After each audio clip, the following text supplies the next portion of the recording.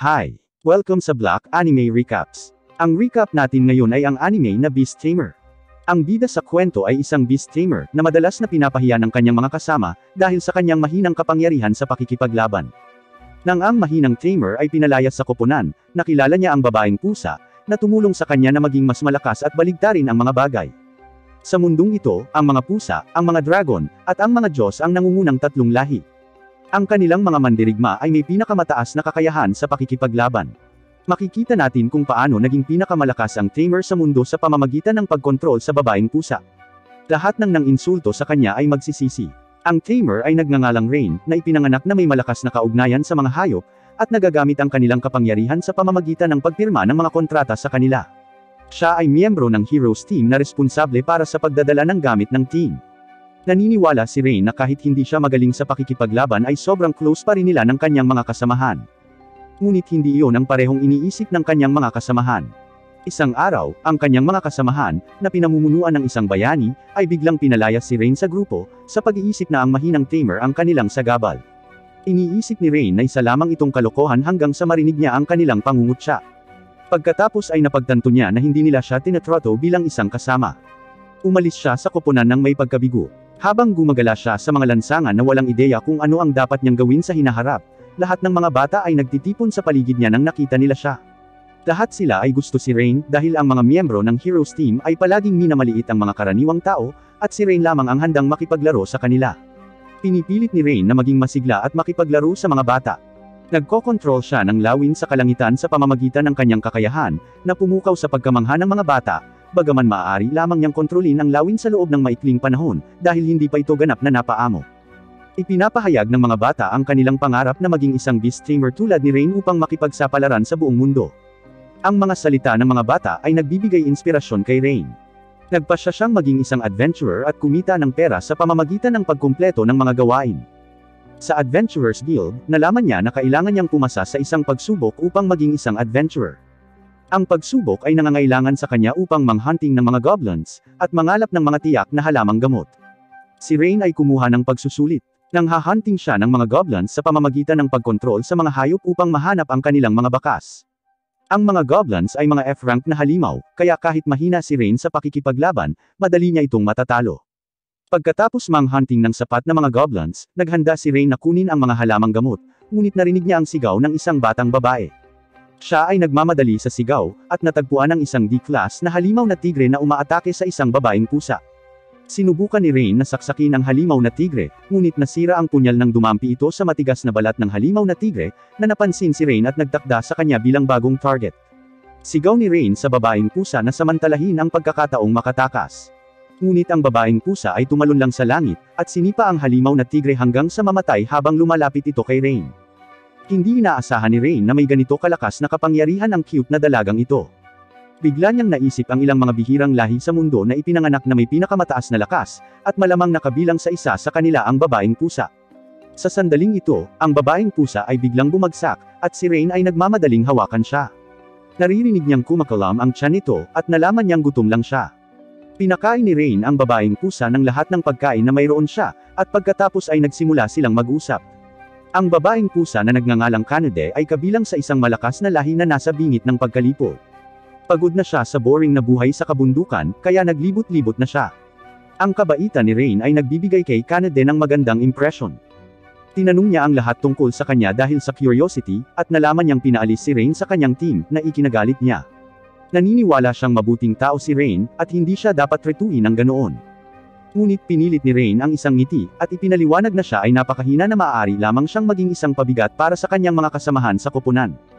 Hindi ganoon ang iniisip ni Kanade. Sa unang pagkakataon na nakita niya ito, nagkaroon ng kakaibang pakiramdam ang kanyang katawan, ibig sabihin ay mapapaamo siya ni Rain.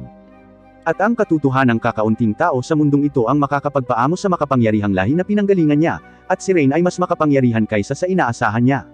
Upang mapalakas ang kumpiyansa ni Rain, nag-aalok si Kanade na pumirma ng kontrata sa kanya. Masyadong naantig si Rain kaya hinawakan niya ang ulo ni Kanade, ngunit hindi nagtagal ay napagtanto niyang medyo biglaan ito. Si Kanade, gayunpaman, ay nasisiyahan sa kanyang paghawak. Sa sandaling ito, iniisip ni Rain na maaaring magandang ideya na pumirma ng kontrata kay Kanade. Kaya pumayag siya sa proposal niya. Sa pamamagitan ng pagsisimula ng isang magic array gamit ang kanyang dugo, si Rain ay konektado kay Kanede sa pamamagitan ng isang natatanging mahiwagang kapangyarihan na nangangahulugan na ang kontrata ay itinatag. Ang parehong simbolo ay lumilitaw sa kanilang mga kamay, na siyang patunay ng ugnayan sa pagitan nila. Tiningnan ni Rain ang matingkad ng ngiti ni Kanede, at napagtanto na maaaring nagkaroon siya ng tunay na mapagkakatiwalaang partner. Nakumpleto ni Rain ang pagsubok sa tulong ni Kanede at nagrehistro bilang isang adventurer sa guild. Napansin ng lalaking may peklat na si Kanede ay kabilang sa isang makapangyarihang lahi, kaya't inimbitahan niya si Kanede na maging kanyang teammate ngunit tinanggihan. Ang lalaki ay nagmungkahi ng isang tunggalian ng direkta kay Rain, na nagsasabi na ang malakas lamang ang nararapat kay Kanede. Alam ni Rain na palaging makakakuha ng atensyon ng iba si Kanede. Sa halip na makakuha ng panibagong provocation matapos iwasan ang tunggalian na ito, kinuha ni Rain ang hamon sa pakikipagbuno sa braso sa lalaki. Sa hindi inaasahang pagkakataon, natalo niya ang lalaki sa loob lamang ng isang segundo, na ikinagulat nila maging ng kanyang sarili. Buong pagmamalaking sinabi ni Kanede kay Rain na ang mga pumirma ng kontrata sa isang malakas na lahi ay makakakuha ng sobrang lakas. Ngayon ang pisikal na lakas ni Rain ay kasing lakas niya. Inaasahan ni Kanede ang kanilang mga pakikipagsapalaran sa buong mundo upang makumpleto ang mahihirap na gawain, at makakuha ng hindi pangkaraniwang katanyagan. Gayunpaman, ang mga gawain na maaari nilang gawin ngayon ay upang mangolekta lamang ng mga halamang gamot, dahil si Rain ay isang F-rank adventurer pa rin. Bigla silang nakarinig ng sigaw mula sa malapit, at agad na sumugod sa tunog. Nakita nila ang isang grupo ng mga bandido na ninakawan ng isang matandang lalaki ang kanyang mga paninda, at nagbabalak na patayin siya. Hiniling ni Rain kay Kanede na protektahan ang matanda, at pagkatapos ay nagmamadaling sumugod ng mag-isa upang labanan ang mga bandido. Pagkatapos pumirma ng kontrata kay Rain, kailangang sundin ni Kanede ang kanyang mga utos. Medyo nag-aalala siya na hindi magagamit ni Rain ang kapangyarihan na natanggap niya ng maayos. Sa hindi inaasahan, maganda ang trabaho ni Rain at hindi niya talaga kamatch ang mga bandido. Sa pagtingin sa kabayanihan ni Rain sa labanan, si Kanede ay nagsimulang magkaroon ng pagmamahal sa kanya. Pagkatapos ng labanan, pinaalalahanan ni Rain ang matanda na huwag mag-isang maglakbay sa kagubatan. Dismayado ang matanda na nagpaliwanag na nag-hire siya ng ilang adventurer na natalo ng mga bandido at tumakas. Pinakiusapan niya si Rain na sumama sa kanya dahil malapit nang maghiganti ang organisasyon ng mga bandido. Ngunit hindi sinunod ni Rain ang matanda, sa halip, plano niyang alisin ang organisasyon ng mga bandido kasama si Kanede. Sa pagkontrol ng mga hayop, nahanap ni Rain ang kwebo ng mga bandido kung saan may daan-daang bandido. Alam ni Rain na mahihirapang harapin ang napakaraming bandido sa pamamagitan lang nilang dalawa, kaya gumawa siya ng plano. Nag-iipon siya ng isang pulutong ng mga bubuyog na nagdadala ng mga lason, na nagbabalak na utusan silang salakayin ang mga tulisan. Kasabay nito, inayos si Kanede na humingi ng tulong sa mga sundalo sa bayan. Kapag napagod ang mga bandido sa pagharap sa mga bubuyog, madaling mapapabagsak ni Rain at ng mga sundalo ang lahat ng mga bandido. Pumirma si Rain ng kontrata sa isang malaking bilang ng mga bubuyog, na ikinagulat ni Kanede. Karaniwan, ang mga tamers ay maaari lamang pumirma ng mga kontrata sa mga hayop, at hindi kayang mag-utos ng napakaraming nilalang. Dahil sa kapangyarihan ni Rain, mas kumbinsido si Kanede na ang pagpirma ng kontrata kay Rain ay ang tamang pagpipilian. Samantala, may 3 tao na tumatakas sa malapit, na lumabas na mga adventurer na nag-iwan sa matanda. Ang 2 batang babae ay ayon sa pagkakabanggit ay isang salamangkero at isang priest mula sa hero team kung saan kasama si Rain, at ang lalaking may brown na buhok ay isang beast tamer na kanilang inupahan. Sinadya ng 2 batang babae na kumita ng ilang pera sa pamamagitan ng pagkumpleto ng gawain, at hindi nila inaasahan na makatagpo ang mga bandido. Inaakusahan nila ang tamer ng pagpapabaya sa kanyang duty, sa paniniwalang dapat ay inayos niya muna ang malaking bilang ng mga hayop na magpatrolya sa paligid, at pagkatapos ay ginamit ang mga hayop upang hadlangan ang mga kaaway sa labanan. Galit na inaakusahan sila ng lalaking may brown na buhok na hindi makatwiran, dahil ang karamihan sa mga tamers ay nakakakontrol lamang ng isang hayop. Napagtanto ng mga babae na si Rain, na kanilang hinamak, ay talagang isang nangungunang tamer. Medyo nahihiya sila, bagamat alam nilang walang kinalaman ang lalaking may brown na buhok sa pagkatalo nila sa labanan, ibinibigay pa rin nila sa kanya ang lahat ng sisi sa kabiguan.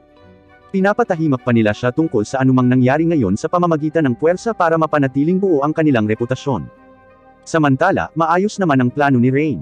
Nais ng mga sundalo na maalis ang mga bandido. Sa kalaunan, nahuli nila ang lahat ng mga bandido sa ilalim ng patnubay ni Rain.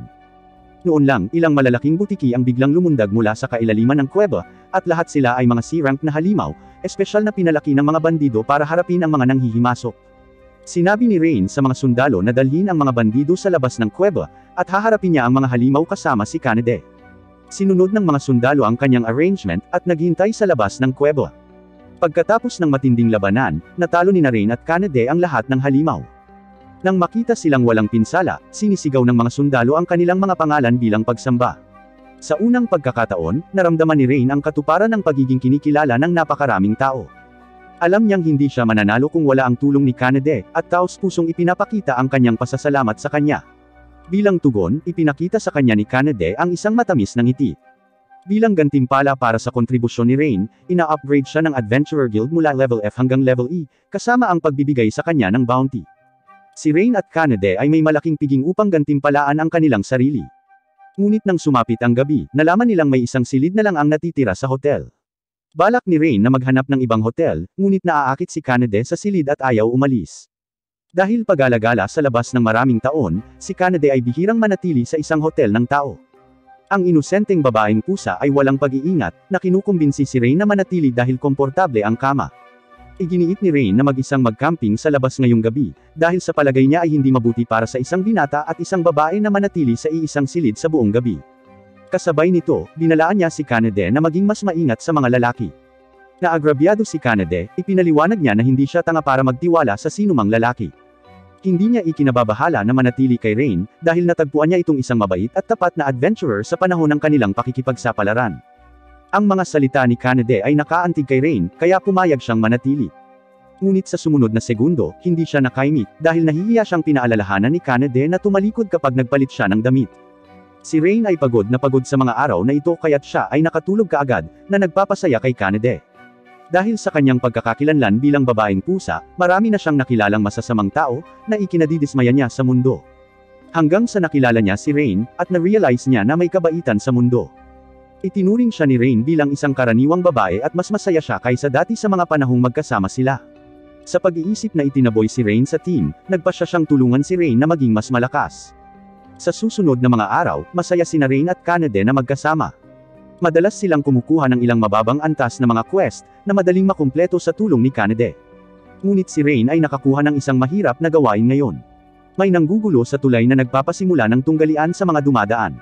Kapag napagpasyahan na ang tagumpay, ititigil ng tao ang laban. Upang malayang makadaan ang mga tao sa tulay, maaari lamang gawin ni Rain at Kanade ang gawain. Dahil matagal nasa kagubatan si Kanade, ginagawa pa niya itong isang nobelang karanasan habang naglalakad sa tulay. Habang si Rain naman ay nag-iisip kung bakit ang mga dumaan na natalo ay ayaw ibunyag ang hitsura ng troublemaker. Sa sandaling iyon, isang pulang dragon ang bumagsak mula sa langit, na naging isang may pulang buhok na batang babae na si Tanya pagkatapos ng buga ng usok. Si Tanya ang troublemaker na nambugbog sa mga dumadaan. Ang lahi ng dragon ay sumasamba sa malalakas, at lahat ng magiging 15 taong gulang ay kailangang lumabas upang magsanay.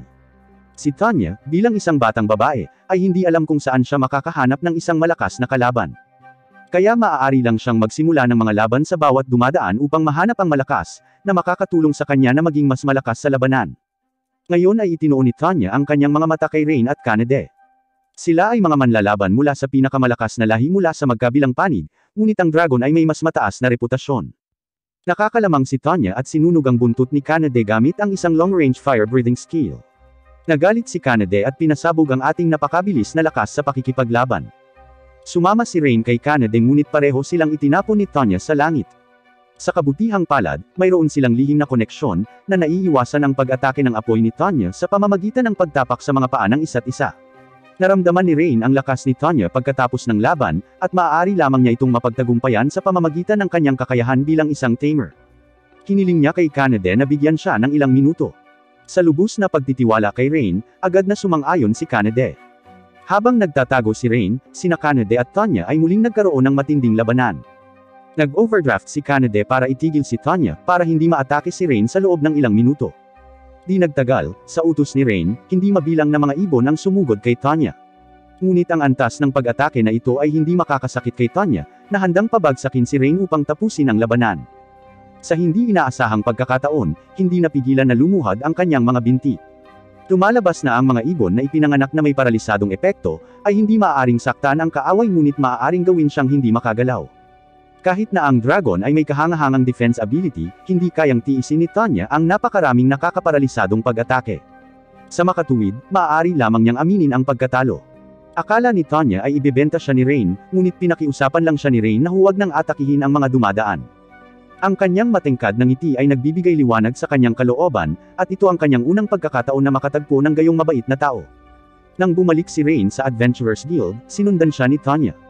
Napakaluwag sa pagsasalita ng Dragon Girl na ito na halos ibunyag niya ang kanyang pagkakakilanlan bilang troublemaker sa tulay. Buti na lang at pilit siyang tinatakpan ni Rain, kung hindi ay itataboy si Tanya palabas ng bayan. Sa paglaon sa pag-uusap, sa wakas ay alam na ni Rain ang dahilan kung bakit ang mga binugbog ni Tanya ay ayaw na ibunyag ang kanyang pagkatao, dahil ang kanilang pakiramdam ay nahihiya na matalo sa isang babae.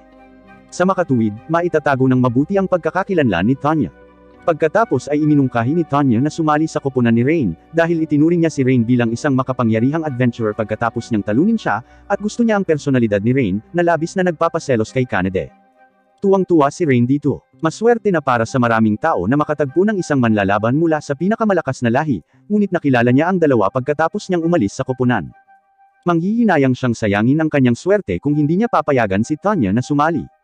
Pagkatapos ay sinimula ni Rain ang ritual kasama si Tanya. Matapos ang isang mabangis na pagkislap ng liwanag, ang kanilang kontrata ay nilagdaan. Habang lumilitaw ang parehong simbolo sa kamay ni Tanya, nararamdaman niya ang malakas na koneksyon kay Rain. Habang si Rain ay pinalad na manalo sa isang lottery, ang kanyang mga dating kasama ay nahulog sa isang mahirap na oras. Kung wala si Rain, naaabala sila sa pag-aalala tungkol sa mga supply ng kagamitan sa panahon ng mga pakikipagsapalaran, at halos mawala ng buhay sa kagubatan. Ang pinuno ay nagnanais na linlangin si Rain pabalik upang tulungan silang tapusin ang kanilang gawain para sa oras na ito, at pagkatapos ay muling itaboy siya. Ang mga bukirin ng ordinaryong tao ay nasisira ng slimes, na may kakayahan at pagkakataong dumami ng mabilis, ngunit ang mga adventurer ay nag-aatubili na i-clear ang slimes sa mababang bayad. Kinukuha ng mabait na tamer na si Rain ang kanyang dalawang kasosyo upang simulan ang gawain ng paglilinis ng slimes. Ayaw mabasa ni Kanade sa pamamagitan ng malapit na pakikipaglaban sa slimes, at si Tanya ay naghagis ng fireball magic na nakakapag-alis ng slimes mula sa malayo, na nagbibigay daan sa kanya upang makakuha ng paghanga kay Kanade. Para silang dalawang asawa ni Rain na magkasundo. Nagpakita si Rain ng bagong kasanayan sa labanang ito. Ikinabit niya ang isang bahagi ng kanyang kaluluwa sa ibon, upang makontrol niya ang katawan ng ibon upang lumipad sa kalangitan upang mahanap ang lugar ng pagtitipon ng slime. Tubos na humanga sina Kanade at Tanya sa husay ni Rain, na tumutulong sa kanila na mahanap ang slime sa lalong madaling panahon. Hiniling ni Tanya kay Rain na subukang atakehin ang slimes gamit ang mga bolang apoy.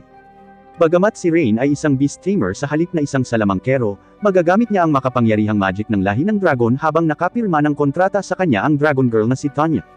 Ang Dragon at Cat Clan ay nagdadala kay Rain ng magic power at physical strength. Si Rain, na minsan ng mahina, ay naging isang makapangyarihang mandirigma.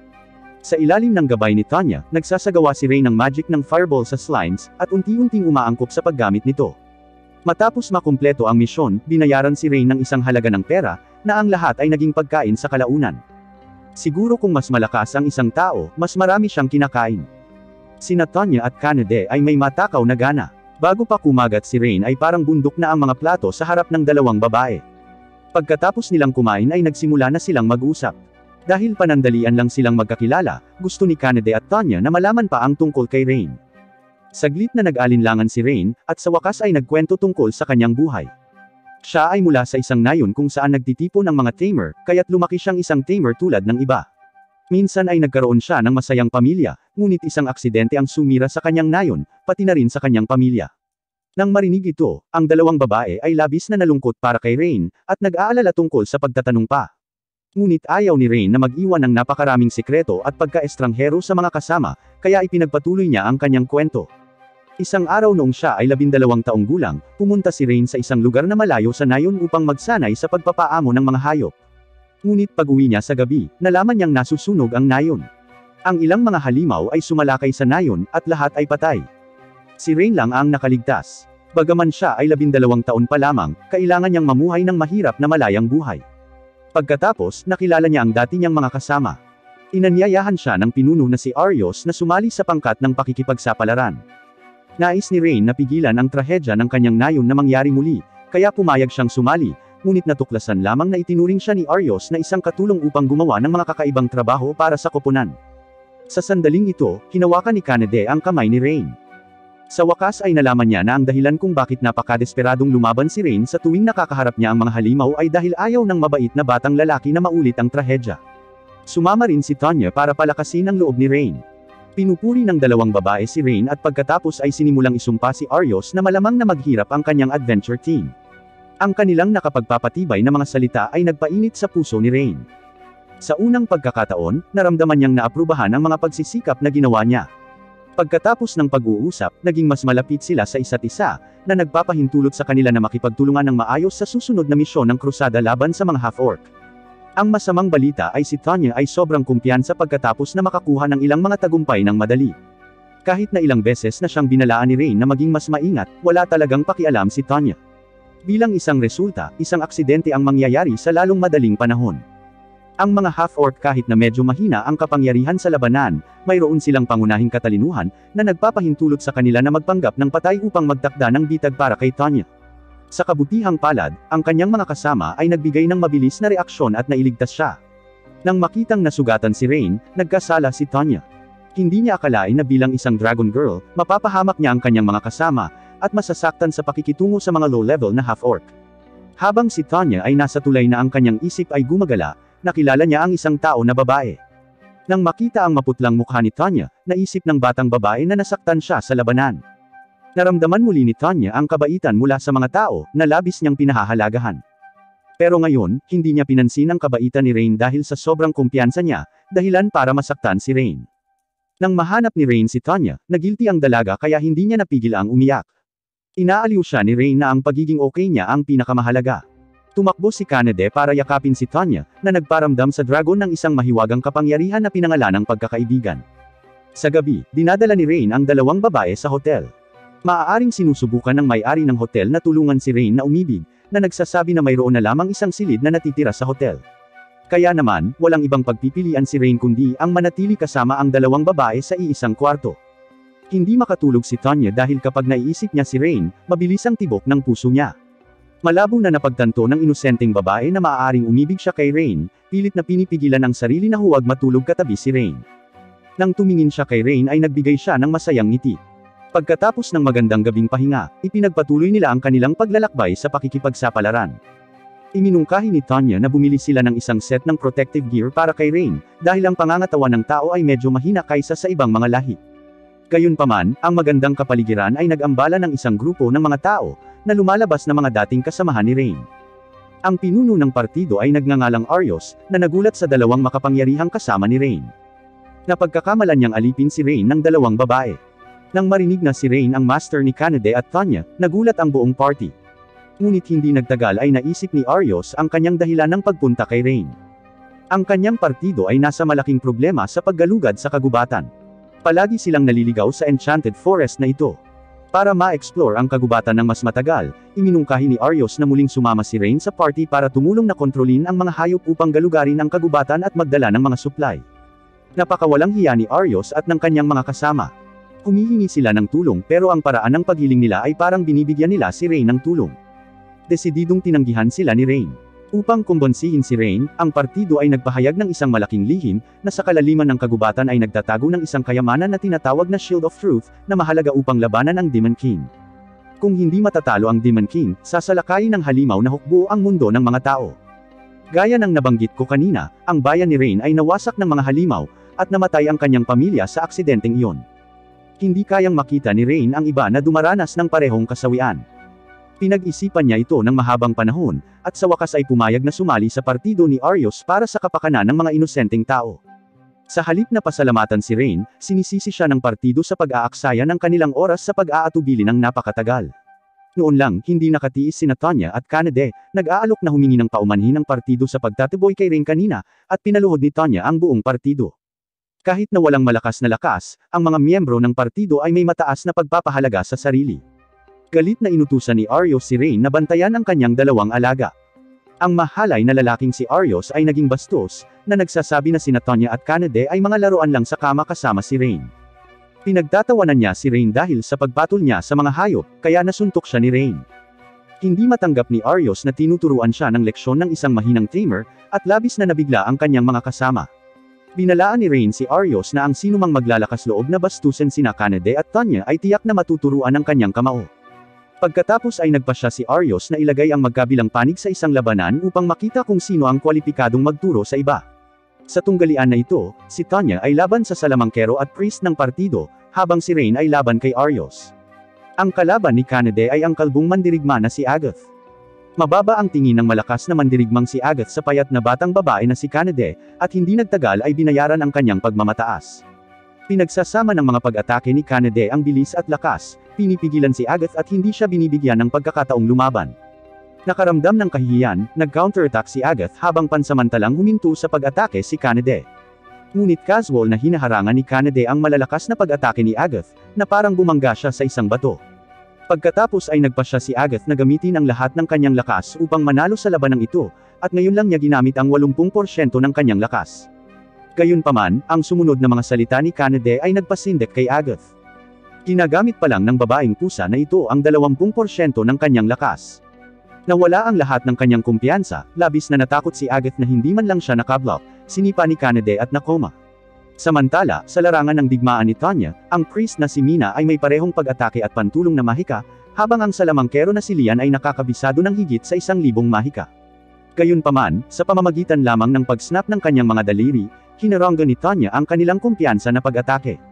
Muling umatake sina Mina at Lian, ngunit madaling napigilan ni Tanya. Ang batang babae na dragon na si Tanya ay nakakabisado ng mga advanced na magic, at maaari niyang suriin kung aling mga elemento ang ginawa ng magic ng kalaban, kaya, ginamit niya ang mga pang-restrain na elemento upang direktang kontrahin ang magic. Si Mina at Lian ay hindi umamin ng pagkatalo, at patuloy na naglulunsad ng higit pang mga pag-atake. Ngunit si Tanya ay nakatayo lamang at pinitik ang kanyang mga daliri, na pinapawi ang lahat ng mga pag-atake ni Mina at Lian, at maging ang kanilang mahika ay inuubos din niya. Si Tanya, na may kalamangan, ay nagpasya na talunin ang kanyang mga kalaban na may ganap na advantage upang matulungan si Rain na maghiganti. Habang si Tanya ay malapit ng magkas ng pinakamataas na antas ng mahika, ang mga maitim na ulap ay humaharang sa kalangitan sa ilalim ng impluensya ng kanyang mahika. Kaagad pagkatapos noon, ang nakakasilaw na mga ilaw ay tumagos sa mga ulap, at hindi mabilang na mga magic array ang lumilitaw sa kalangitan. Si Mina at Lian, na proud, ay takot na takot hanggang sa maihina sa kanilang pantalon. Nang makita ang paparating na kaguluhan, mabilis silang humingi ng awa at humingi ng paumanhin kay Tanya, na huminto sa pagkakast ng spell sa huling sandali. Ang mabait na babaeng dragon na ito ay hindi gustong pumatay ng sinuman. Gusto lang niyang takutin ang mayabang na Mina at Lian para kay Rain. Sa huli, nanalo rin si Tanya pagkatapos ni Kanade. Si Arios at Rain ang huling naglaban. Napakatanga ni Arios na hanggang ngayon ay iniisip pa rin niya si Rain bilang mahinang tamer. Halatang hindi nag-iisip si Arios, o mapapansin niya na kung talagang mahina si Rain, paano niya napapasunod ang makapangyarihan niyang mga kasama.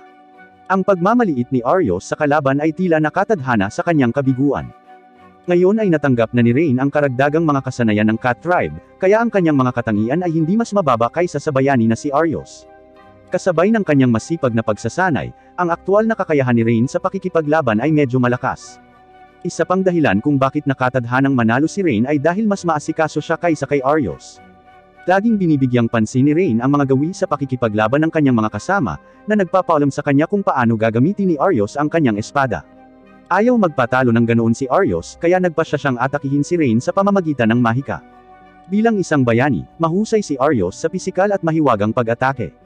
Gayunpaman, ang high-level magic ni Arios ay natapatan ng low-level magic ni Rain. Ito ay dahil binigyan ni Kanade si Rain ng physical stat boost, habang tinulungan ni Tanya si Rain na magkaroon ng mga karagdagang mahiwagang katangian. Nang si Arios ay maglulunsad ng isang bagong pag-atake, nakita niya ang kanyang sarili na hindi makagalaw. Nakontrol pala ni Rain ang isang kalapit na bubuyog para makalusot kay Arios habang nakikipaglaban. Ang bubuyog ay may dalang nakakaparalisadong lason, na nagiging sanhi ng pagkatalo ni Arios sa laro. Sa sandaling ito, natatakot si Arios na siya ay mabugbog ni Rain, kaya't binitawan niya ang pagmamalaki ng bayani at sinubukang humingi ng awa. Ang dating makapangyarihang bayani ay isa na ngayong tolunan na tinapakan sa ilalim ng mga paa ni Rain. Si Rain at ang kanyang dalawang kaibigan ay nakakuha ng isang perpektong tagumpay, ang mga bayani ay maaari lamang aminin ang pagkatalo. Lumuhad sila sa lupa na parang mga tolunan para humingi ng tawad, at binitawan ni Rain ang kanyang pagkamuhi sa kanila. Pagkatapos nito ay malapit nang magtungo sa trabaho si Rain. Dahil napakabigat ng problema ng pagsalakay ng demonyo, tinanggap ni Rain ang kahilingan ng bayaning si Arios, na pumunta sa kagubatan upang kunin ang Shield of Truth para sa pakikipaglaban sa Demon King. Masyadong madilim ang kagubatan para mahanap nila ang daan. Kung hindi sinasabi ni Rain na may mga inosenteng hayop pa rin ang naninirahan dito, sinunog na sana ni Tanya ang buong kagubatan. Si Rain at ang kanyang dalawang kasama ay nagsimulang mag-usap tungkol sa kanilang mga plano upang galugarin ang kagubatan. Ang treasure hunt na ito ay maaaring lubhang mapanganib, kaya't si Rain ay patuloy na nag-iingat na humihiling sa dalawang magka-partner na mag-ingat, habang siya ay handa na ilipat ang kanyang kaluluwa sa isang ibon tulad ng dati, na naghahanap ng tamang daan sa matataas na pwesto ng vision. Habang wala si Rain, maingat na binabantayan ni Tonya at Kanade ang katawan ng kanilang master. Pagkaraan ng ilang sandali, natapos ni Rain at ng mga kalapit na ibon ang kanilang paghahanap sa daan, at ang kanyang kaluluwa ay bumalik sa kanyang katawan upang manguna. Hindi nagtagal ay natuklasan ni Rain na may mali. Nakumpirma na niya ang ruta kasama ang mga ibon noon, ngunit naligaw na sila ngayon. Ang anomalya ay pumukaw ng hinala ni Tonya, kaya gumamit siya ng mahika upang makita ang mga pagbabago ng mana sa kagubatan. Sa pamamagitan ng pagmamatsyag ni Tonya, nakita nila ang problema. May isang malaking puno na naglalagay ng ilusyonaryong mahika, na napapalibutan ng mahika na nakakaapekto sa kanilang paningin. Iyon ang dahilan kung bakit patuloy silang naliligaw. Mayroon ding malawak na magical field sa puno, at ang pinakamadaling paraan upang alisin ng mahika ay ang sirain ang puno. Akmang wawasaki na ni Kanade ang puno gamit ang isang suntok, biglang may narinig na tunog mula sa loob ng puno. Tumitaw ang isang diwata na si Sora. Ang mga diwata, bilang isa sa pinakamalakas na lahi tulad ng pusa at dragon, ay mas mahusay sa mahika kaysa sa dragon. 200 taon na ang nakalilipas, ang mga diwata ay nagkaroon ng alitan sa mga tao, na sumira sa kagubatan at sa wakas ay nagtago sa isang liblib na lugar upang manirahan sa pag-iisa, habang may matinding galit sa mga tao sa daan-daang taon. Kinumpirma ito sa sumunod na pag-uusap ni Sora at Rain. Hindi siya nakikinig sa anumang paliwanag ni Rain, direktang nag-pose habang naghahanda sa pag-atake. Sa takot, si Rain at ang kanyang mga kasama ay kailangang pag-usapan ang isang paraan upang magpatuloy. Ang diwata ay napakagalit sa mga tao kaya naniniwala si Tonya na imposible ang mapayapang solusyon, at ang pinakamagandang paraan ay ang sirain ni Kanade ang puno habang si Sora ay ginugulo. Ngunit nagpasya pa rin si Rain na magkaroon ng malinaw na pag-uusap kay Sora, na nagpapasaya kina Kanade at Tonya, dahil sumali sila sa koponan ni Rain para sa kanyang kabaitan. Sa mahalagang sandali ng negosasyon, sinubukan pa rin ni Sora na umatake habang si Rain ay nananatiling kalmado, at hinihiling lamang kay Sora na huwag atakihin ang kanyang mga kasama. Nais iwaksi ni Rain ang mga hinala ng diwata sa kanyang katapatan, na natutunan niya noong naging tamer pa lang siya. Inilunsad ni Sora ang unang round ng pag-atake, ngunit iniiwasang tamaan ng mabait na diwata ang lahat ng mahahalagang bahagi ni Rain, tanging ang mukha ni Rain ang dinaplisan. Ang katapangan at katapatan ni Rain ay nagpabagsak sa pangunawa ni Sora tungkol sa mga tao, ngunit ang mga siglong panahon na puot sa pagitan ng mga diwata at tao ay nagpapanatili pa ring mag-ingat kay Sora. Nang inilunsad niya ang ikalawang round ng pag-atake, humarang na sina Tonya at Kanade sa harap ni Rain. Sina Tonya at Kanade ay nagsasaad ng kanilang nalalaman tungkol kay Rain, sinusubukang patunayan na si Rain ay isang mabuting tao, at wala silang intensyon na saktan ang mga diwata. Ito ang unang pagkakataong makatagpo ni Sora ang cat at ang dragon na nagtatanggol para sa isang tao, at maging tinitiis ang pinsala ng kanilang mga katawan upang protektahan siya. Saglit na nag-alinlangan si Sora, at sa wakas ay nagpa siya na makinig sa mga intensyon ni Rain. Matapos makinig sa paliwanag ni Rain, sa wakas ay napagtanto ni Sora na pumasok si Rain at ang kanyang mga kasama sa kagubatan upang kunin ang Shield of Truth laban sa hari ng demonyo. Ibinunyag ni Sora na gumawa siya ng ilusyonaryong salamangka upang protektahan ang teritoryo ng mga diwata, at hindi niya maaaring hayaang pumunta pa si Rain sa kagubatan. Ngunit ang magandang balita ay ang Shield of Truth ay laging iniingatan ng mga diwata. Pagkatapos ay nagcast si Sora ng teleportation magic upang makuha ang Shield of Truth, at ibinigay ito kay Rain. Ang mga diwata at ang naunang bayani ay may kasunduan na kapag kailangang harapin ng sangkatauhan ng hari ng demonyo, dapat ibigay ng mga diwata ang kalasag. Napansin ni Rain na tila binanggit ni Sora ang demon na may galit at puot, kaya sa halip na direktang umalis pagkatapos makumpleto ang gawain, malumanay niyang tinanong si Sora kung ano ang problema niya. Tikom ang bibig ni Sora dahil ayaw niyang malagay sa panganib si Rain. Hanggang sa sinabi ni Kanade kay Sora na ang kanilang koponan ay sapat na malakas, kaya si Sora ay naglakas loob na magsalita tungkol sa kanyang mga problema. Siya ay may kambal na kapatid na babae, si Luna, at pareho silang nagpapanatili ng barrier sa kaharian ng mga diwata. Dahil kasama ang isa't isa, ang mapurol na trabahong ito ay nagiging mas kawili-wili. Ngunit isang araw nang lumabas sila upang magsagawa ng mga gawain, nakita nila ang halimaw na Shadow Knight. Para protektahan si Sora, nahuli si Luna ng halimaw. Agad na pinag-aralan ni Rain ang dahilan ng pagkatalo ni Sora. Ang Shadow Knight ay isa lamang C-rank na halimaw, ngunit ang kanyang katangian ay ang pag-immune sa magic. Ibig sabihin, natural niyang mapipigilan ang mga diwata na magaling sa mahika. Binyantaan ng Shadow Knight si Sora na alisin ang barrier kung gusto niyang iligtas si Luna, ngunit ayaw ni Sora na ilagay sa panganib ang kanyang mga kababayan, kaya tumakas siya pabalik sa teritoryo ng mga diwata upang humingi ng tulong sa mga Elder. Sa kasamaang palad, ang Elder ng mga diwata ay masyadong maingat at tumanggi na magpadala ng mga reinforcement upang iligtas si Luna hanggang sa huli. Pinunasan ni Rain ang mga luha sa mukha ni Sora at nangakong ililigtas si Luna. Sa sandaling ito, itinapon ni Sora ang sarili sa mga bisig ni Rain at umiiyak. Dinala niya sina Kanade at Tanya sa kuta ng Shadow Knight. Nanguna si Rain sa paglulunsad ng Fireball attack, ngunit ang Shadow Knight ay immune sa magic. At pagkatapos ay nagsimulang umatake si Kanade na umaasa sa cover ni Rain. Sa likas na lakas ng lahi ng pusa, nakakakuha siya ng kalamangan. Ang Shadow Knight ay naghihinuha mula sa mga tingin ni Kanade na sila ay dumating upang iligtas si Luna, at sa sobrang galit, nagpa siya itong patayin si Luna. Sa kritikal na sandali, hinarangan ni Tanya ang atake gamit ang kanyang mga pakpak ng dragon, at sa wakas ay nailigtas si Luna. Ngayon, maaaring isantabi ni Rain at Kanade ang lahat ng kanilang mga alalahanin para labanan ang Shadow Knight.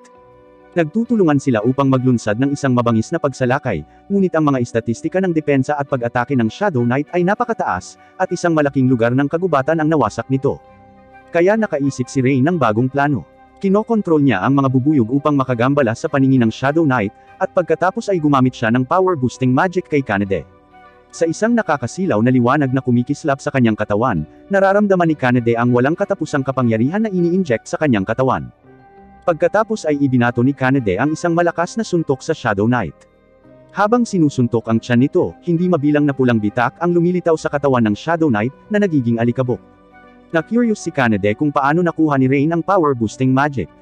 Ipinaliwanag ni Rain na ito ay isang pangkaraniwang mahika na natutunan niya sa kanyang bayan, ngunit hindi niya ito magamit hanggang sa ibinahagi ni Tanya ang kanyang kapangyarihan sa mahika sa kanya. Itinuro ni Tanya na dahil napaka-advance ng power-boosting magic, hindi ito makukuha ng mga ordinaryong tao. Sa sandaling iyon, naputol ang pag-uusap ng paggising ni Luna. Pinabalik siya ni Rain sa kailaliman ng kagubatan, kung saan masaya na muling nagsama sina Sora at Luna. Sa pakikipag-chat, natuklasan ni Rain na kahit nakambal sina Luna at Sora, ang kanilang mga personalidad ay ganap na naiiba. Si Sora ay matatag habang si Luna ay mahilig magbiro, at sa lalong madaling panahon ay naging pamilyar kay Rain. Pagkatapos ay nag-uusap ang magkapatid na diwata tungkol sa isang mabigat na paksa. Nabigo sila sa mga diwata na ayaw iligtas si Luna, ngunit hindi nila alam kung saan pa sila magpupunta. Binalaan sila ni Rain na mag-ingat sa mga tao at halimaw sa labas, habang ang masayang pusa na babae na si Kanade ay nagmumungkahi na hayaan ang kambal na sumali sa kanilang koponan. Nag-aalala si Rain na ang salungatan sa pagitan ng mga diwata at mga tao ay mahihirapan kay Sora, ngunit sa katunayan, ang kanyang pagliligtas ay ganap na nakuha ang tiwala ng dalawang diwata, na pumayag na pumirma ng kontrata kay Rain. Ngunit hindi nagtagal ay nakatagpo ng isa pang problema si Rain. Dahil may iba't ibang paraan ng pagpirma ng mga kontrata sa iba't ibang lahi, hindi pa siya natutong pumirma ng kontrata sa isang diwata. Iniisip ni Kanade at Tanya na si Rain ay isang mahusay na tamer at sigurado na may paraan para pumirma ng kontrata sa mga diwata. Ang kanilang paghihikayat ay nagbibigay ng kumpiyansa kay Rain. Pagkatapos ay kinagat ni Rain ang kanyang daliri upang bumuo ng isang magic array sa kanyang palad. Nakatutok siya dito para hindi mabigo ang kambal. Di nagtagal, sinimula ni Rain ang unang round ng mga pagtatangka, na nangyayari ng hindi inaasahan ng walang anumang aksidente. Nagawa ni Rain na pumirma ng kontrata sa dalawang diwata ng sabay-sabay. Ito ang unang pagkakataon ni Rain na pumirma ng kontrata sa dalawa ng sabay. Napakalaki ng kanyang enerhiya na halos mawala ng malay. Ngunit ito ay sulit. Kung makakolekta si Rain ng 3 pang mas malakas na kasamahan, maaari niyang ipatawag ang Super Dragon Ball para mag-wish. Matagumpay na nakumpleto ang gawain, at ibinigay ni Rain ang Shield of Truth sa bayaning si Arios, na hindi naniniwala na makukumpleto ng mahinang tamer ang gawain na nabigo niya, kaya si Mina, ang priest ng pangkat ni Arios, ay gumagamit ng mahika upang makumpirma ang shield, at nakakuha lamang ng nakakagulat na resulta na nakuha talaga ni Rain ang Shield of Truth. Ayaw na ni Rain na magkaroon pa ng kinalaman sa mga taong ito. Ngunit habang kinukuha niya ang paunang napagkasunduang gantimpala sa gawain mula kay Arios at malapit nang umalis, pinigilan siya ni Agatha. Sa kabila ng pagtutol ni Arios, nais ni Agatha na imbitahan si Rain pabalik sa koponan, habang atubiling sinabi ni Mina at Lian na handa silang ikompromiso at tanggapin si Rain. Nakakainis ang ugali nila kay Rain. Ang partido ng bayani ay palaging labis na mapagmataas na wala silang pakiramdam na humingi ng tawad para sa nakaraan. Sa huli, tinanggihan ni Rain ang imbitasyon ni Agatha. Ang talagang pinapahalagahan niya ay hindi ang katanyagan at yaman na natamo matapos talunin ng Demon King, kundi ang mga kaibig-ibig at mababait na kasama sa kanyang tabi. Ang iba sa team ay naiinis lang kay Rain, ngunit may ideya si Arios na patayin si Rain, dahil hindi niya matanggap na natalo siya sa tamer na minsan niyang hinamak. Tingid sa kaalaman ni Rain, siya pala ay pinupuntirya na ni Arios. Habang sila ay nag-uusap sa anino ng isang puno, mayroon silang nakakagulat na pagtuklas na sa alamat maraming taon na ang nakalilipas, ang unang bayani ay nag-inject ng dugo ng mga Diyos sa kanyang katawan, at sa wakas ay natalo ang demonyong hari at iniligtas ang sangkatauhan. Ang pinakamalaking pagkakaiba sa pagitan ng bayani at ordinaryong tao ay walang limitasyon para sa bayani na palakasin ang kanyang kapangyarihan. Habang sila ay nag-uusap, mas nararamdaman nila na si Rain ay halos kapareho ng bayani, dahil hindi lamang siya pumirma ng mga kontrata sa mga nilalang mula sa pinakamalakas na lahi, ngunit ang kanyang lakas ay lumampas din sa mga limitasyon ng paulit-ulit na malayo sa mga ordinaryong tao.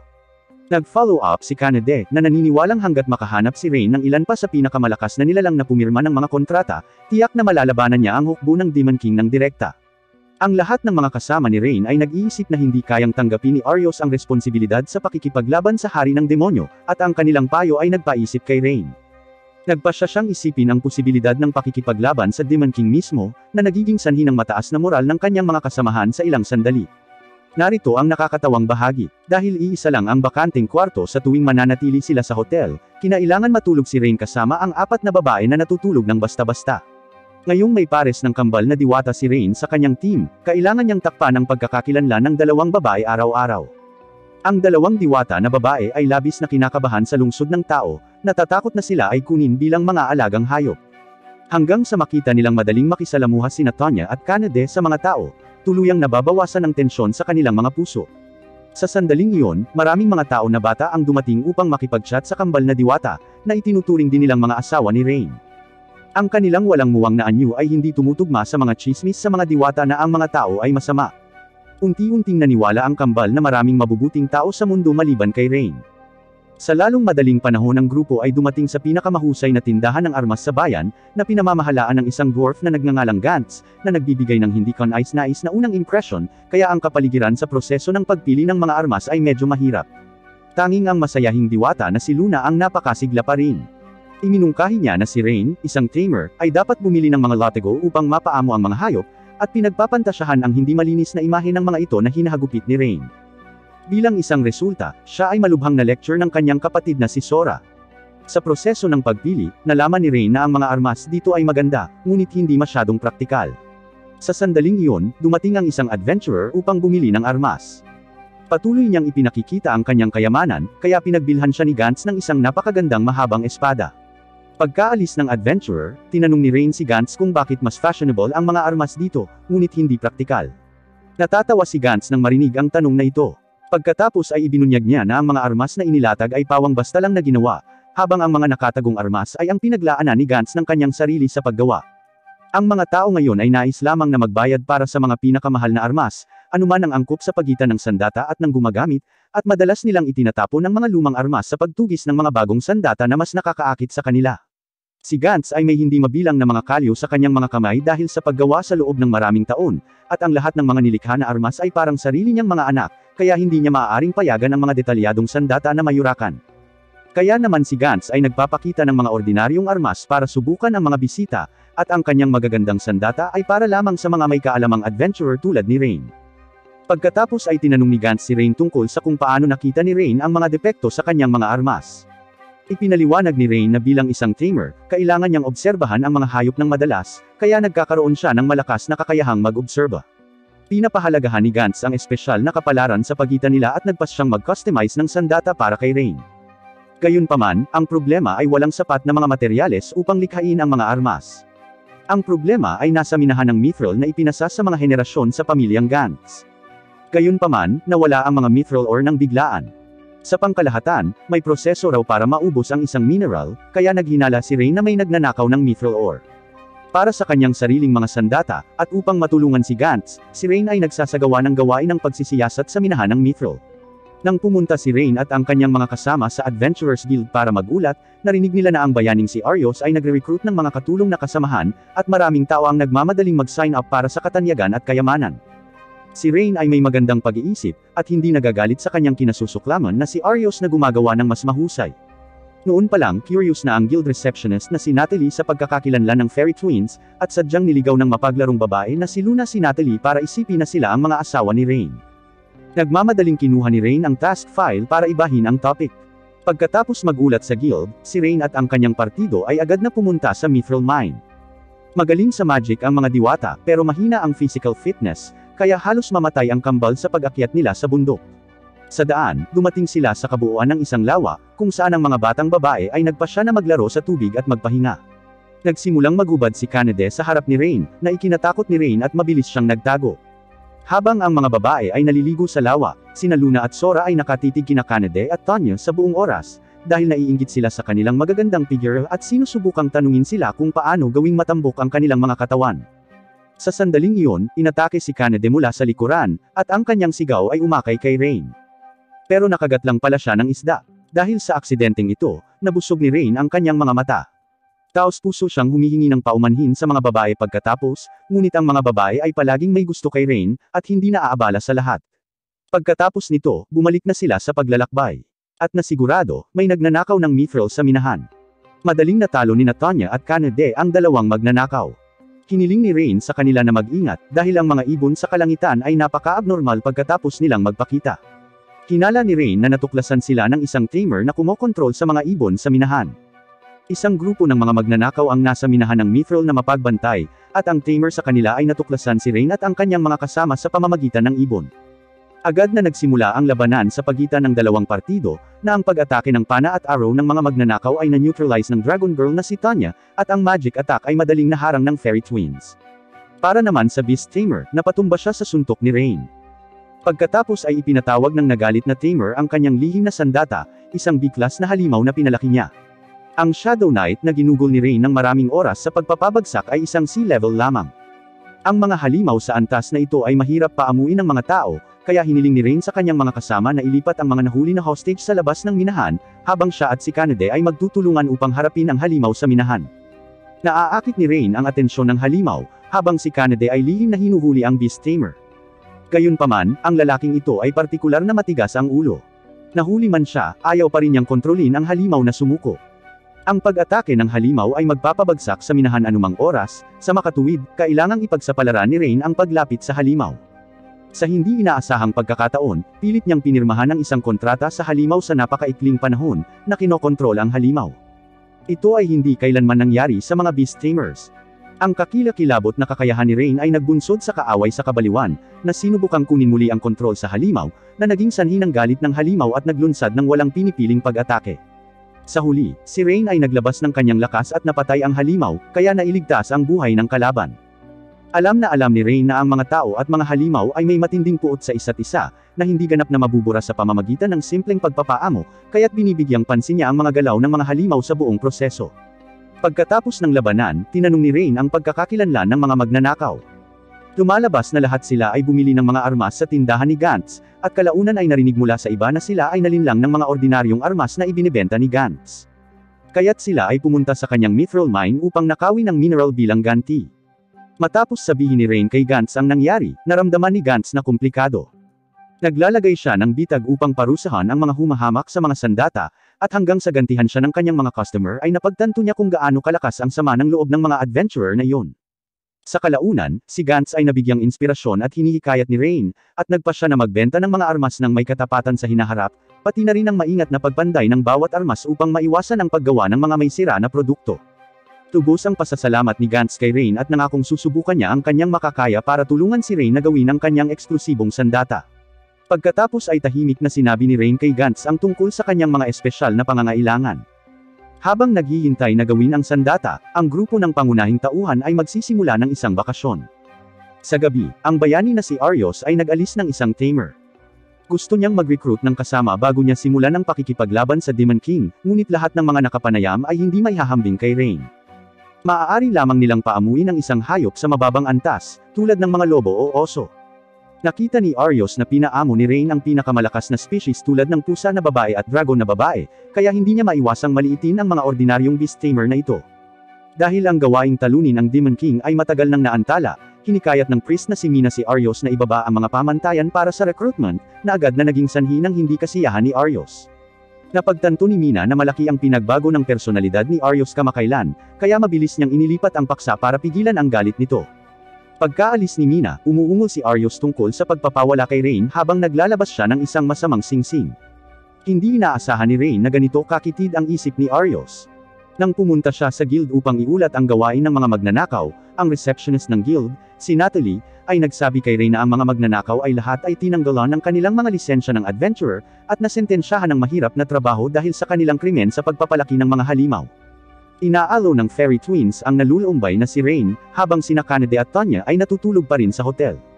Si Rain na lang ang natira sa dalawang maaasahang kasamang ito. Nang mamasyal si Rain kasama ang dalawang diwata, naaakit sila sa mga pagkaing kalye.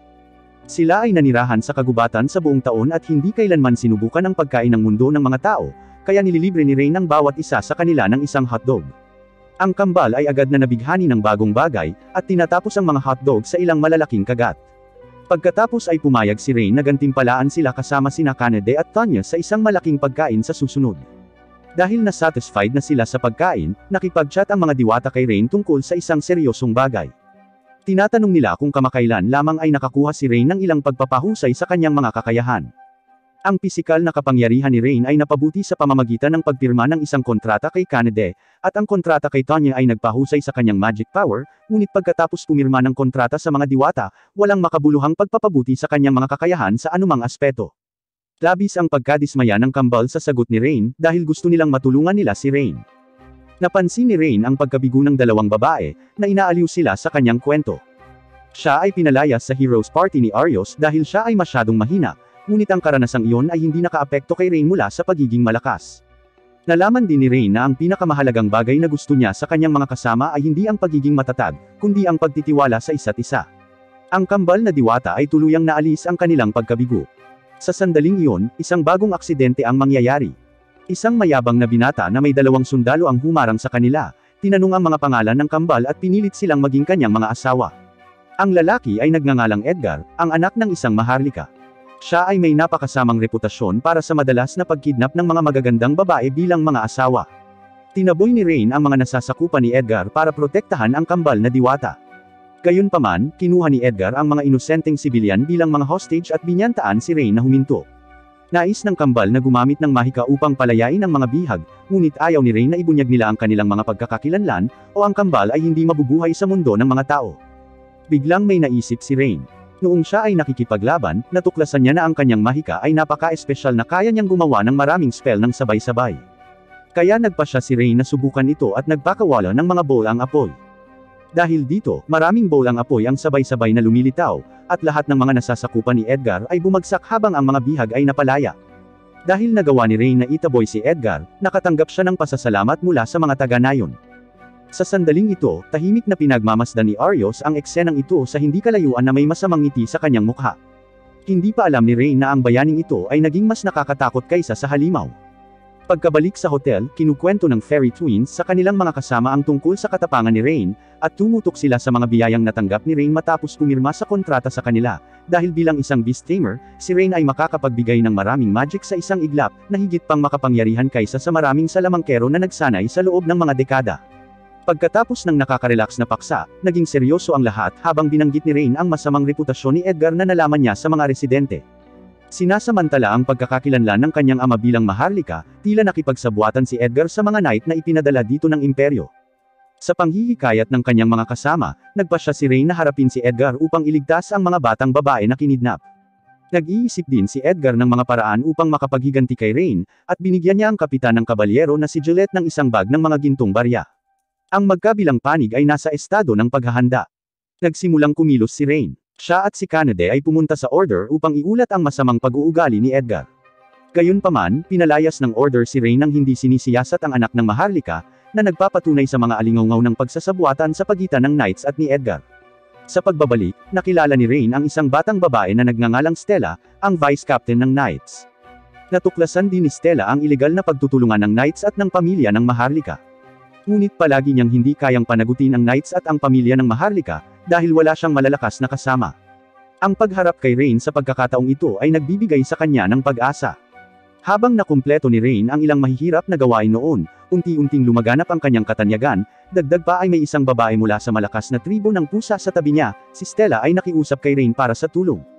Kailangan din ni Rain ng makakapagbigay ng impormasyon mula sa Knight's Order, kaya agad siyang nakipagtulungan kay Stella.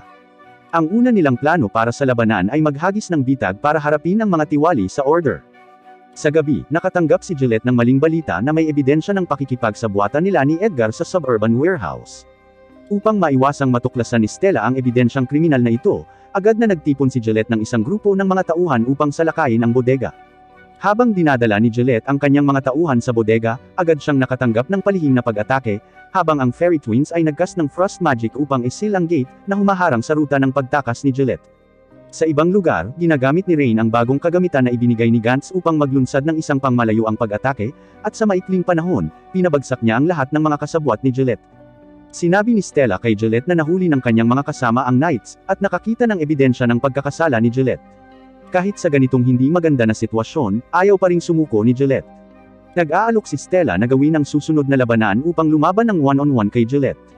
Kilala na ni Stella si Gillette mula noong maraming taon, ngunit hindi niya alam kung bakit ang dating simpleng binatilyo ay bumagsak sa kung ano siya ngayon. Ginawa niya ang awa sa kanyang puso na maging kapangyarihan sa labanan, at sa wakas ay napabagsak si Gillette. Di nagtagal, nalaman ni Edgar ang pagbagsak ng Knights, at ibinuhos niya ang kanyang buong galit sa isang aliping babae. Matapos kumalma, plano ni Edgar na tipunin ang lahat ng mga sundalo para salakayin si Stella. Iyon ang oras ng pagdating ni Arios kay Edgar. Itinago ni Arios ang kanyang pagkakakilanlan sa pamamagitan ng pagbabalat kayo. Sinabi kay Edgar na si Rain ay kasangkot din sa labanan sa Order. Galit na pinapaalam ni Arios ang kapangyarihan ni Rain, at sinabi niya na may puot si Rain kay Edgar. Binigyan din niya si Edgar ng kakaibang singsing, na sinasabi niyang may kapangyarihang patayin si Rain. Tila naimpluwensyahan si Edgar ng misteryosong kapangyarihan ng singsing, tumatawa ng mayabang.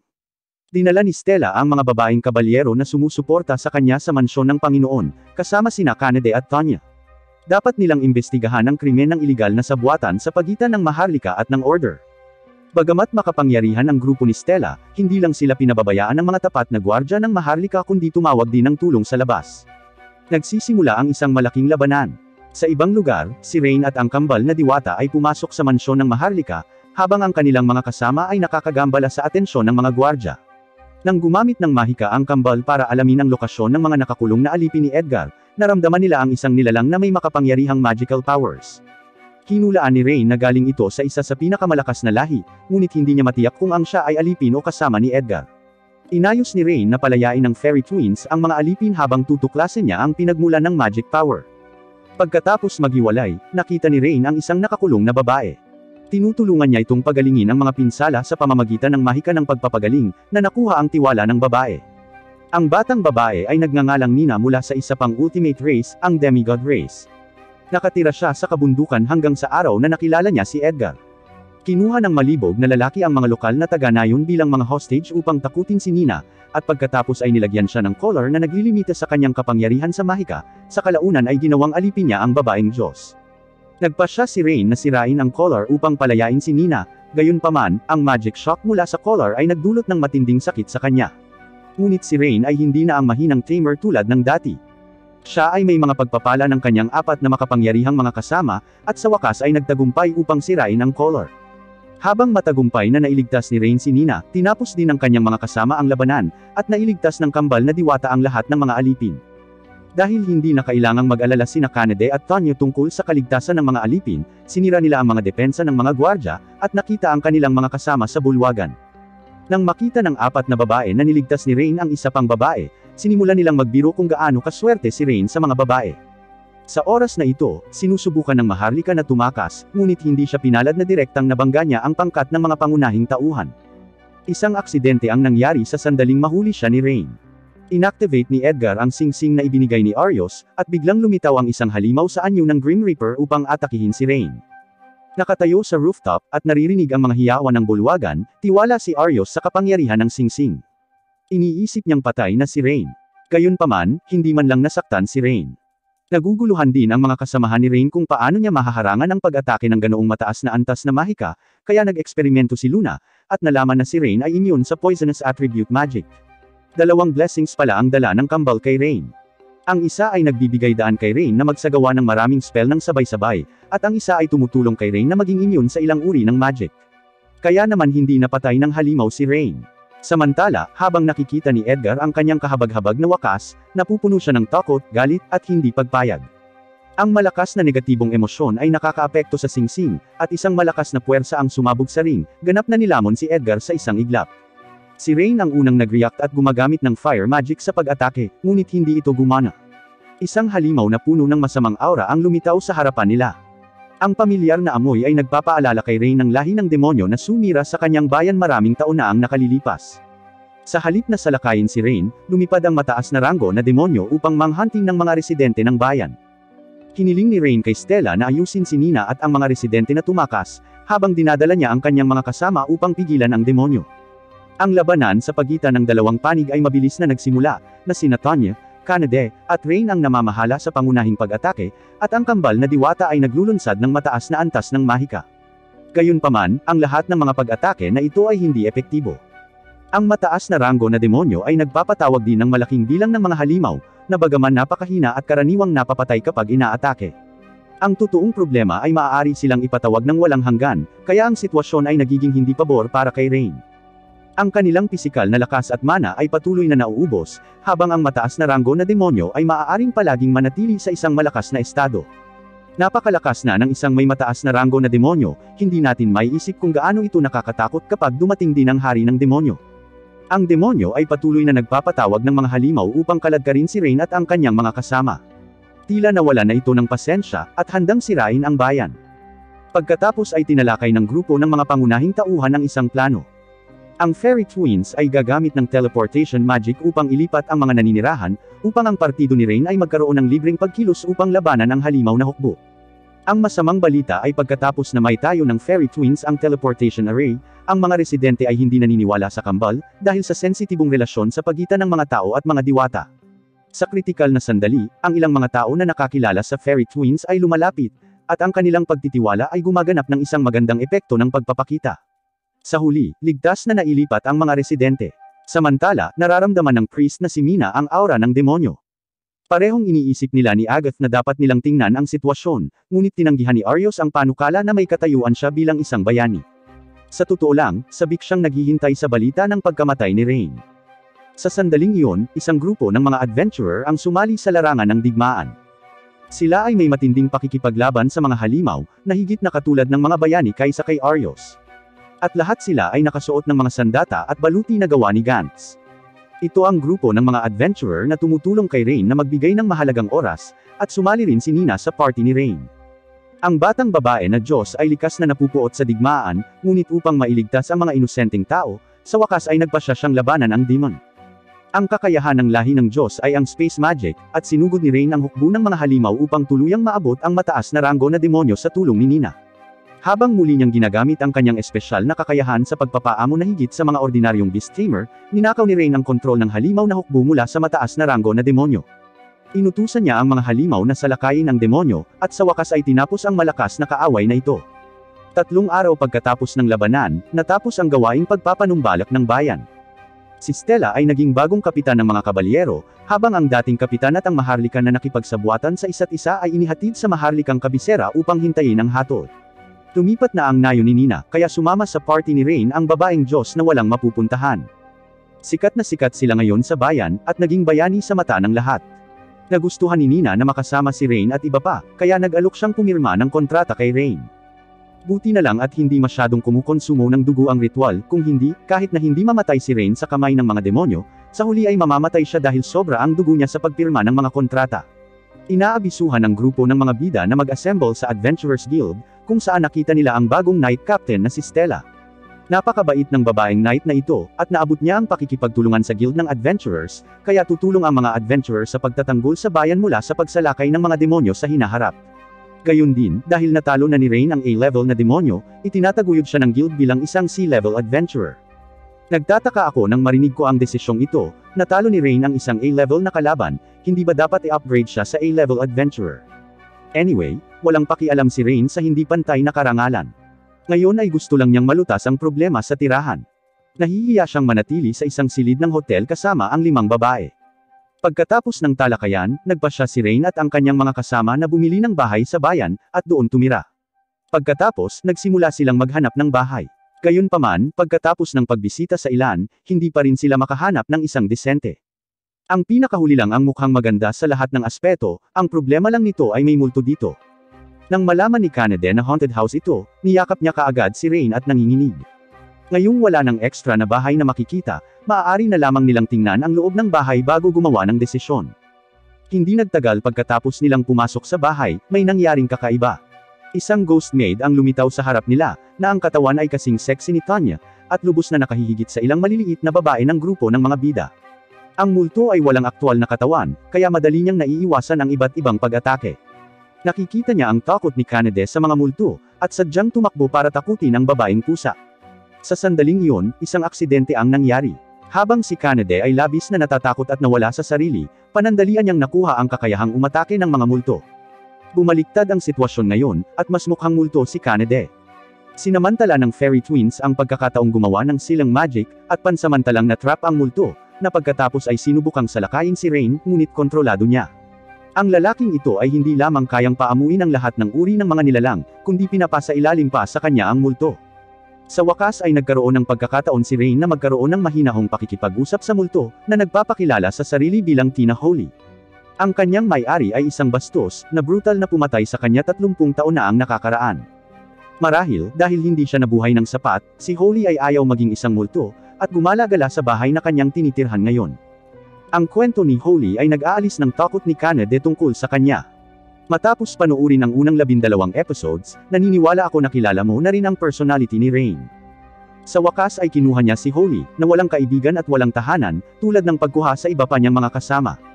Sa huli, niresoldo ni Rain ang nakakatakot na problema, at binili niya ang bahay na gusto niya. Pagkatapos, nagsimula silang maghanda ng isang pagdiriwang para sa paglipat sa kanilang bagong tahanan. Ang masayang kapaligiran sa party ay hindi maiwasang isipin ni Rain ang ilang mga nakaraang kaganapan. Nawalan siya ng pamilya maraming taon na ang nakalilipas at naging ulila, ngunit ngayong nagkaroon na ng bagong pamilya si Rain, sa wakas ay hindi na siya nag-iisa, at ang kwento ng unang season ay dumating sa isang masayang pagtatapos. Hindi ko inaasahan na mapapalawak ni Rain ang kanyang harem sa finale, at kahit ang multo ng mga patay ay maaaring masakop. Ngayon, ang kanyang harem ay may mga babaeng pusa, dragon, diwata, demigod, at multo. Malakas ang kutob ko na ang taga-sulat ng senaryo ang magtatayo ng pinakamalaking harem sa kasaysayan. Ilan kaya ang magiging asawa ni Rain? Huwag mag-atubiling iwanan ang iyong sagot sa lugar ng komento, at ibubunyag ko kung ano ang iba pang mga kaakit-akit na babaeng partner na lilitaw sa paligid ni Rain kapag inilunsad ang ikalawang season. Kung gusto mo ng anime recaps, mangyaring mag-subscribe sa aking channel. At ipopost ko ang recap video kapag inilunsad ang ikalawang season. Maraming iba pang mga kawili-wiling recap sa aking channel, i-click lamang at maaaring makatulong sa iyo na patayin ang ilan sa iyong nakakainip na oras. Bye!